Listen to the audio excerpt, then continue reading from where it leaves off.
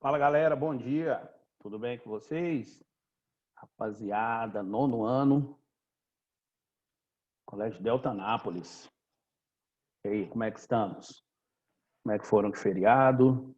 Todo mundo bem? Todo mundo legal? Pode colocar bom dia aqui, viu galera? Bota bom dia aqui, igual eu coloquei para vocês, ó. Vambora. Mete bronca aí, vamos começando aí. Vamos cair matando pra dentro aí. Vamos lá. Aparece aí, ó. Mete um bom dia para ficar tudo certo. Vambora.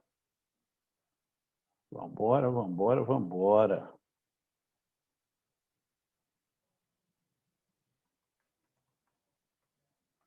Vambora.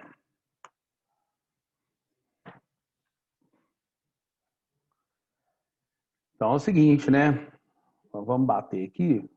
Nós estávamos fazendo o capítulo 4, né?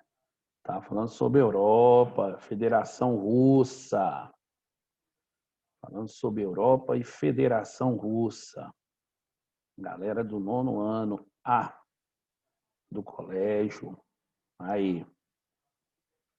Nós estávamos mexendo nesse negocinho aqui, né? Estávamos mexendo nesse continente europeu, certo? Galera, a princípio, nós trabalhamos terça-feira passada esse conteúdo. Tem alguma dúvida? Ficou alguma coisa para trás aí que vocês gostariam de perguntar? Tá tudo certo? Posso prosseguir aqui tranquilo? Ou vocês gostariam de perguntar algo, falar algo sobre? Então vamos embora. Qualquer dúvida que vocês tiverem, por gentileza, vem aqui no chat, tá? Faça a sua pergunta, pode levantar a mãozinha aqui. Eu vou estar aqui colado para nós estar resolvendo os problemas aí, beleza? Então é o seguinte, galera, leste europeu, né? Nós estamos falando de leste europeu, beleza? Estamos pegando aí principalmente a ideia, né, da Rússia, caracterizando esse país, entendeu? E justificando a diferença que nós temos entre os países ocidentais e orientais, beleza? Aí o que que acontece? Estou passando aqui só para relembrar, né? Nós já trabalhamos a questão do encontro do Ocidente com o Oriente, que está voltado principalmente às características políticas e econômicas, tá? Voltado à característica política e econômica que nós temos dentro do processo. Lembrando que os países ocidentais, eles são capitalistas e os orientais socialistas, certo? Dentro dessa divergência, dentro desse contexto econômico, tá bom? E aí passamos pelo processo de regionalização, caracterizamos esse processo, falamos sobre o processo de guerras, tá? E a influência da Europa no mundo. Nós passamos por isso aqui também, quando nós falamos do sistema capitalista, quando justificamos, né, esse processo e, e dentro de um processo econômico. Pode ser sua internet, Natália, pode estar dando instabilidade na sua internet, ou pode ser na minha também, entendeu? Pode ser na minha também, mas a minha está de boa, estou olhando aqui, tá? Mas qualquer coisa, a aula está sendo gravada. Eu vou disponibilizar a aula lá para vocês, tá bom? Então, o que que acontece? Quando fala dessa influência europeia no mundo, ele está falando desde a época das grandes navegações, né? Depois das grandes navegações, a questão do neocolonialismo, que vocês já estudaram. Aí depois vem a questão do mercantilismo. Depois do mercantilismo, nós vamos passar para a Revolução Industrial, certo? E aí vamos embora. Não é à toa que o continente europeu ele é conhecido como berço das revoluções, né? Berço das revoluções. Então, ele trabalha todo o contexto de revolução, tanto a francesa como a industrial. Entendeu o processo? Tudo quanto é tipo de revolução, toda a base característica dessa revolução foi trabalhado dentro do continente europeu como uma base econômica. Quero deixar bem claro isso aí para vocês. E dentro desse contexto, né, dentro dessa política econômica, dessa formação social, é muito interessante nós termos, né, a ideia do crescimento econômico que cada país possa ter, né? Da base econômica que cada país possa desenvolver, entendeu? Isso também é de suma importância, porque nós estamos falando de influência que os países vão estar recebendo, tá? Vamos falar de influência que esses países eles vão estar caracterizando. Isso é muito importante, né? Para o mundo atual, isso é muito importante. Até mesmo porque você vai ver que a influência europeia dentro, né, do mundo, ela se deu a partir do século XV. Na verdade, se você voltar 14, né, vai ter influência? Vai. Mas a partir do século XV que chamou muita atenção. E aí, eu lembro que eu deixei para vocês, né, para vocês fazerem uma leitura sobre a questão desses países que eles expandem aqui para nós, entendeu? Eles, primeiro momento, eles vêm com a Alemanha, tá? Só fazendo um resumo rápido, porque eu acredito que você fez essa leitura. Vou partir desse princípio, tá? Gente, Alemanha, para você estudar a Alemanha e conhecer a Alemanha como poucos, você precisa voltar, entendeu? Você precisa voltar, certo?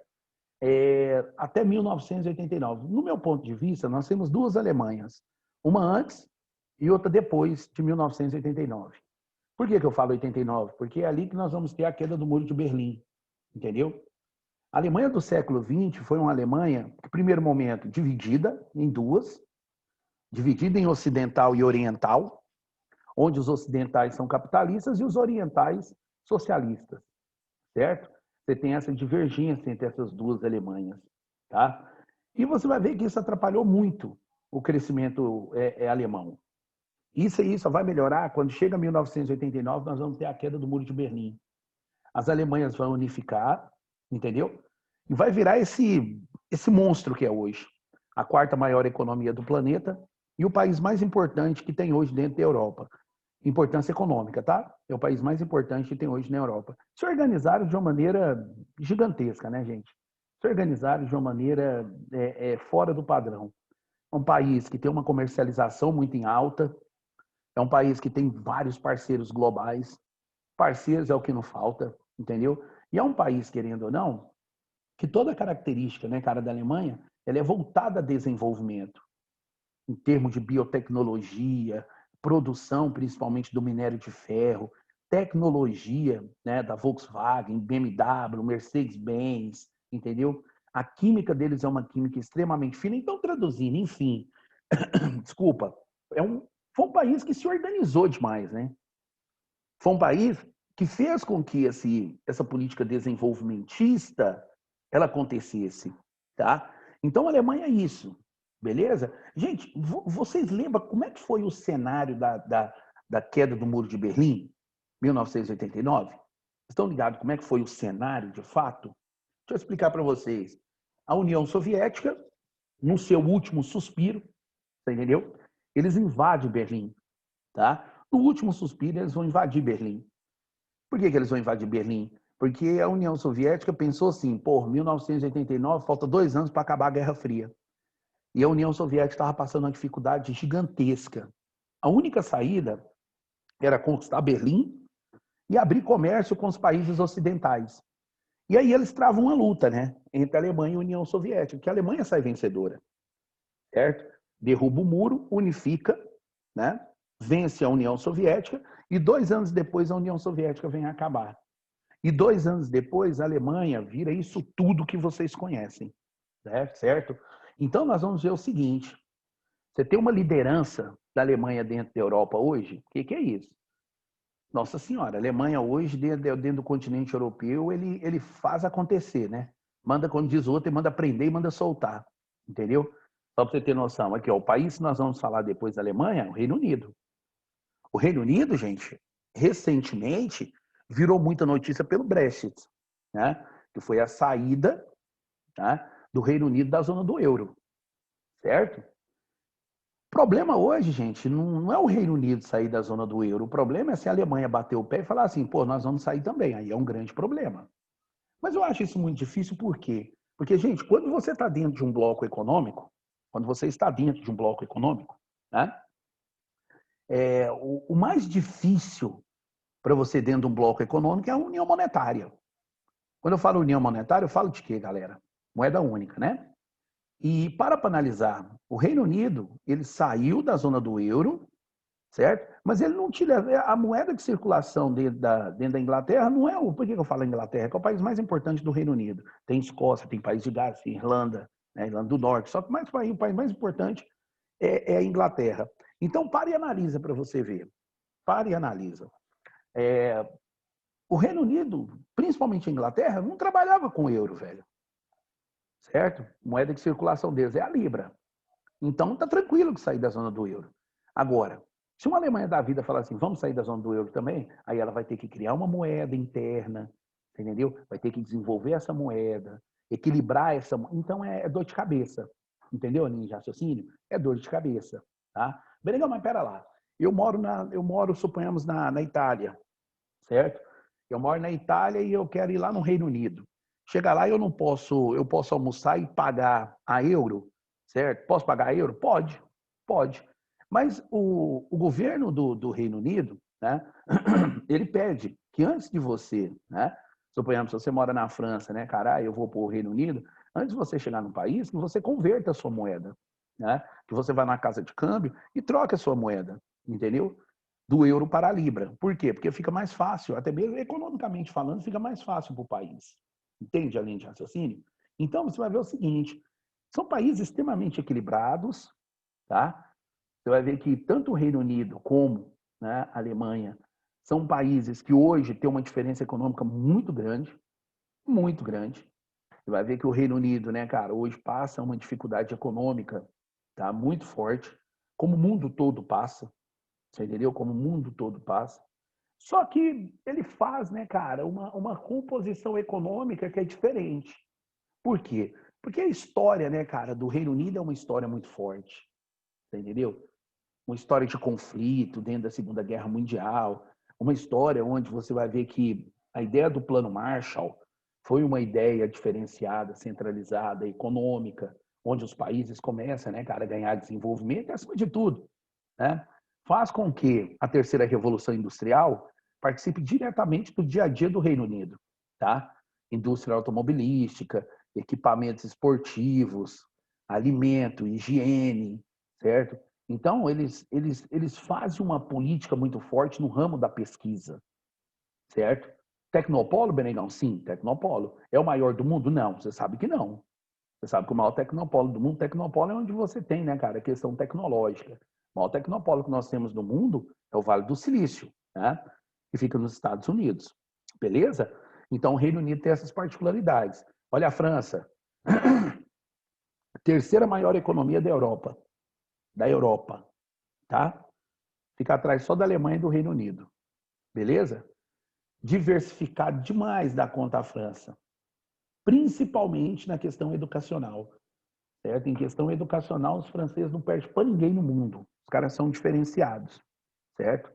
É um país que trabalha forte dentro dos setores econômicos, tá? Produtos agrícolas. É o país hoje dentro da Europa, gente, a França, que mais produz produtos agrícolas é os franceses. São os franceses. Entendeu? Os produtos agrícolas que eu falo é setor primário. Por que eu estou dando ênfase a isso? Porque se você parar para analisar, se você parar para dar uma trabalhada, você vai ver o seguinte: a Europa, ela não trabalha muito forte no setor primário. Primeiro, o clima não ajuda. E segundo, o setor primário, gente, é coisa de país emergente e subdesenvolvido. Eu já falei isso para vocês. País desenvolvido trabalha com indústria. Você entendeu? Pô, então a indústria dentro da França, não, a indústria dentro da França é muito forte também. Tá? É muito forte a indústria.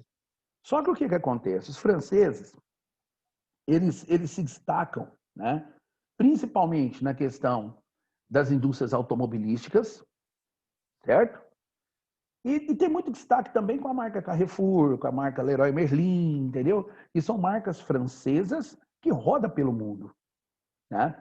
São marcas francesas. Você pega a política que o Carrefour faz hoje, gente. O Carrefour, ele é um banco disfarçado, né? Ele é um banco disfarçado. A marca Carrefour, você entra no supermercado Carrefour, até pneu, óleo de carro, tudo da marca Carrefour tem, ué. Entendeu? Por quê? Porque os caras fazem esse processo de produção, né? E eles têm uma multinacional muito forte, muito forte. Sem falar o seguinte, É um dos maiores polos de moda que nós temos no mundo também, é a França. Entendeu? Um dos maiores polos de moda. Então, eles são grandes produtores também de algodão, tá? Grandes produtores de algodão. Por que eles são produtores de algodão, Benegão? Simples, né? Simples. Porque eles têm como base, né? Primeiro, a exposição de modas, roupa, vestuário, certo? E também para a questão de exportação, beleza? Então, a França vai se destacando desse processo. Depois, Bélgica, Holanda e Luxemburgo. Primeira coisa que eu lembro, Benelux. Bloco econômico, certo? Que foi criado entre esses três países, Bélgica, Holanda e Luxemburgo. País baixo e extremamente frio, país muito frio, tá? Desenvolvimento fortíssimo e excelente indicador social desses três países, certo? Destaque para o setor primário, siderúrgica, metalúrgica e petroquímica, entendeu? Principalmente a siderúrgica, tá? É diferenciado o processo que esses caras fazem, beleza? Ali eles fazem muita exportação, galera, por quê? Porque eles têm um porto muito forte, que é o porto de Roterdã, tá? O maior porto marítimo que tem dentro da Europa. E esse porto de Roterdã, óbvio, ele fica na Holanda. Qualquer tipo de embarcação que passe pelo porto de Roterdã tem que ser pagado os impostos, entendeu? Agora imagina, 80% de todo produto importado e exportado, ele passa pelo porto de Roterdã, dentro da Europa. Então, traduzindo, os holandeses eles conseguem ter um desenvolvimento muito forte devido aos impostos que eles cobram em cima dessa entrada e saída dentro do porto, entendeu? E cobra de qualquer um, viu? De qualquer país. Não tem essa conversa de, mas nós somos parceiros. Não é parceria não, meu irmão. Entendeu? Já dizia o ditado, dinheiro não aceita desaforo, tá? É um dos maiores polos comerciais do planeta, só para você ter ideia. E Holanda, Bélgica, Holanda e Luxemburgo, gente, eles se destacam no setor primário, com a questão da siderúrgica, metalúrgica, petroquímica, mas se destaca também, né, na questão do setor primário, certo? Philips é uma marca, né, que nasceu dentro do Benelux, né, que trabalha com eletroeletrônico, tá? A loja C&A nasceu naquela região, tá? Aquela marca C&A, né, cara, de roupas e tal que nós temos aí, beleza? Nasceu nessa região. O macro atacadista, nós temos o macro aqui, ó, na BR-153, saída ali para continuação indo ali para Caldas Novas, aquela região, você tem um macro ali, ó, que é um atacadista, você entendeu? Também nasce dentro dessa região, tá? Sistemas digitais analógicos, que nasceu, né, cara, dentro da Bélgica. Então você vai ver o seguinte, que quando você fala em tecnologia, quando você fala em crescimento, você está relacionando tudo isso a esses países europeus. E o mais engraçado, o mais top nessa história é o seguinte, repara para vocês verem. Eles não centralizam um setor somente. Eles não trabalham centralizado num setor. Todo setor econômico ali tem força. Todo setor econômico ali consegue ter um desenvolvimento legal. Já parou para analisar isso? Então, até que eu estou passando os países aqui e estou mostrando para vocês a importância de cada um. Olha a Itália para você ver. A Itália, o quadro econômico da Itália é diversificado. Por quê? Porque, cara, a desigualdade que existe entre o norte e o sul do país é gigantesco. O norte é rico, o sul é pobre. Então, na maioria das vezes, as indústrias ficam no sul. Por quê? Para pegar a mão de obra barata e desqualificada que tem dentro da Itália. Olha pra você ver que coisa mais doida. E são indústrias modernas, viu, gente? Tecnologia, processo de desenvolvimento, tá? Você vai ver que a atividade agrícola dentro do país também é uma atividade que tem muito respeito, é uma atividade de muito respeito, entendeu? Só que na maioria das vezes é insuficiente para o mercado interno. Por quê? Porque os italianos, eles recebem muitos imigrantes, entendeu? Turistas, então, os caras caem matando aí dentro da Itália. Você entendeu? Gente, depois da Alemanha e do Reino Unido, o país que mais se tem turistas é a Itália. Entendeu? Itália, a história italiana, dentro do setor automobilístico, dos produtos químicos, entendeu? Isso chama muita atenção. Entendeu? Ferrari, Lamborghini, Fiat, né? São marcas, pô. Tanto é que a Ferrari está numa fase horrorosa na Fórmula 1, os caras estão batendo doído. Entendeu? Por quê? Porque essa marca não pode, cara, desse jeito aí não, pelo amor de Deus. A Parmalat, questão de alimentos, entendeu? A Benetton, a Diadora, que mexe com materiais esportivos, a TIM, a Telecom, que trabalha com telefonia celular, certo? Você vai ver que eles têm um processo econômico que é totalmente diversificado. Faz um processo, né, os italianos, que tem uma diferença. A única coisa, né, cara, da Itália que ainda eles não conseguiram suprir foi essa diferença, entendeu? Entre os países do norte e do sul. Onde você pega um país, né, do norte que tem um desenvolvimento menor do que dos países do sul. Você entendeu? Olha para você ver que doido. Eles têm essa política, viu, Maria Luísa? Maria Luísa perguntou aqui, parece que a Fiat está comprando várias outras marcas, sim, a Renault, certo? A Chrysler, lá dentro dos Estados Unidos, a Fiat comprou 51% da Chrysler. E olha, viu, Maria? A Chrysler é a menina dos olhos dos Estados Unidos. Você entendeu? É a menina dos olhos. A Renault, na verdade, ela nasceu colada à Ford. Você entendeu? E a Fiat agora incorporou ela ao seu processo. Só para você ter ideia, dos carros que correm na Fórmula 1 e na Fórmula Indy, gente, Fórmula 1 e Fórmula Indy, se não é os esportes mais caros do mundo, está entre os três primeiros. Entendeu? 60% daqueles carros são bancados diretamente pela Ferrari e pela Fiat. Então, os caras não medem esforços, entendeu? Os caras não medem esforços, eles vão para dentro mesmo. Eles vão para dentro mesmo, sem pôr e sem tirar, beleza? Então, eles têm essa política, viu, Maria? Eles têm essa política de desenvolvimento de comprar outras marcas. Por que comprar outras marcas? Porque eles vão fazendo um processo de multinacional. Eles vão desenvolvendo um processo de transnacional. Você entende? É a forma, né, cara, de desenvolvimento que tem o país. Beleza? Vai caracterizando dessa forma. Tá bom? Então vamos lá, vamos continuar. Isso. Isso mesmo. A semelhança que toda grande multinacional faz, viu, Maria Luísa? Toda grande multinacional faz isso. Coca-Cola faz isso, você entendeu? A Ford faz isso, certo? Você vai ver que hoje as empresas de telefonia elas são monopolizadas também. Então você vai ver que tem algumas coisas que não tem como ter concorrência. Tem algumas coisas que é impossível ter concorrência. Te dar um exemplo. Imagina você passa a ser uma milionária, Maria, do dia para a noite. Qual que é a chance de você criar uma empresa para bater de frente com a Microsoft? Zero. Entendeu? Por quê? Porque o Bill Gates ele é diferenciado. Quanto tempo que o cara está no mercado? Então, é uns trem que não cola, é uns trem que não vai. Entendeu? Pode procurar outra onda para você surfar. Porque se você bater de frente com essa marca, é impossível. Você entendeu? Só para você ter noção, de 10 refrigerantes vendidos no mundo, 7 é Coca-Cola. A Coca-Cola tem mais de 4 bilhões de clientes. 4 bilhões de clientes. No mundo tem 7 bilhões. Olha que doidura. Quanto que uma empresa dessa não arrecada por ano, por mês, por dia, por minuto, por segundo? Você entendeu? Então são marcas assim diferentes, né? São marcas de um processo econômico gigantesco. Você entendeu? É muito, muito, muito básico isso aí. Sim, com certeza. Tanto é que você vai ver que por muito tempo os carros da Volkswagen, que é uma empresa alemã, eram os carros mais vendidos dentro do Brasil. Hoje os carros mais vendidos são os carros da Fiat. Entendeu? Tinha um carro utilitário, né, do dia a dia. É os carros da Fiat. Um carro com acabamento bacana, um carro de um preço bacana, um carro de uma mecânica também tranquila, entendeu? Porque é isso que nós buscamos, né? Querendo ou não, você busca facilidade. Entendeu? E aí você cria, né, cara, todo um processo. Beleza? Ó a Península Ibérica, galera. Andorra, Portugal e Espanha, tá?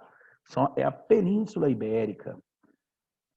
Quando você fala em Espanha, você lembra de Barcelona, Madrid, você entendeu? E aí por diante, Valência. Quando você fala em Portugal, Lisboa, você fala em Porto. Então, traduzindo, né? São países que foram precursores nas grandes navegações e de colonização de países da América Latina. Tá? Vai ver que o processo ibérico ele nasceu com a ideia do neocolonialismo, beleza? Principalmente Portugal e Espanha. E começaram o processo de colonização no século XVI, foi acabar com ele quando? Lá no século XX. Entendeu? Olha que coisa mais doida do mundo. Tá? São países que têm uma história muito forte, mas eu te dar um exemplo. Portugal, gente, desculpa o termo, Portugal é o cocô da Europa. Portugal e Grécia, hoje, a maior dor de cabeça que dá para o europeu é Portugal e Grécia. Por quê? Afundado numa crise econômica gigantesca. Empobrecimento de uma forma muito rápida. A Espanha passou por isso também. Mas a Espanha tem uma população que gira em torno ali de 45 a 60 milhões de pessoas, que ele ainda dá conta, né, cara, de ter um desenvolvimento massa. Só que o grande problema na Península Ibérica é a questão do desemprego. O desemprego é muito pesado. Você entendeu? A mesma coisa acontece nos países dos nórdicos. Só que os nórdicos, diferente do que acontece lá no Ibérico, Islândia, Dinamarca, Noruega, Suíça e Finlândia, o que é isso? Desenvolvimento humano desses países é absurdo. Quando você pega o índice de desenvolvimento humano, você vai ver que esses países aqui, ó, eles arrebentam, velho. O IDH desses caras, eles arrebentam. Literalmente, eles arrebentam. O indicador social, ele é extremamente diferenciado. Tanto é que você vai ver que esses países aqui, ó, Islândia, Dinamarca, Noruega, Suécia e Finlândia, está entre os melhores países do mundo para se viver, né? Desenvolve somente o setor secundário. Por que setor secundário? Porque são países, né, cara, que o clima não ajuda para desenvolver o setor primário. E aqui estão alguns destaques, né? A Ericsson, Electrolux, Scania, Volvo, certo? Então você vai ver que a Lego, cara, de brinquedos, olha aí para você ver. Os caras são bem diferenciados, tá? Em questão à localização. Então, quando você fala em processo econômico, quando você coloca, né, cara, essas diretrizes econômicas, vai mostrando o seguinte, que dentro de um costume, dentro de uma política econômica, dentro de uma formação econômica, é muito interessante o processo que você vai trabalhando. Tá? Por que é interessante esse processo? Porque, querendo ou não, gente, nós estamos falando de um momento dentro da Europa, estamos falando de uma base, né, cara, dentro do continente europeu, que nos mostra, né, toda a relação econômica entre os países. E esses mesmos países que têm uma relação econômica adjacente, né, nos mostra também uma política social muito forte. E que, querendo ou não, galera, a população vai estar utilizando essa política social. Lógico, os países, todos os países têm suas diferenças? Opa, com certeza, tem suas diferenças. Só que o contexto, né? Só que o contexto econômico, ele está ali, né? Relacionado, primeiro, com a formação social, com uma base social, e segundo, com a política, né? Com a política de desenvolvimento econômico entre os países.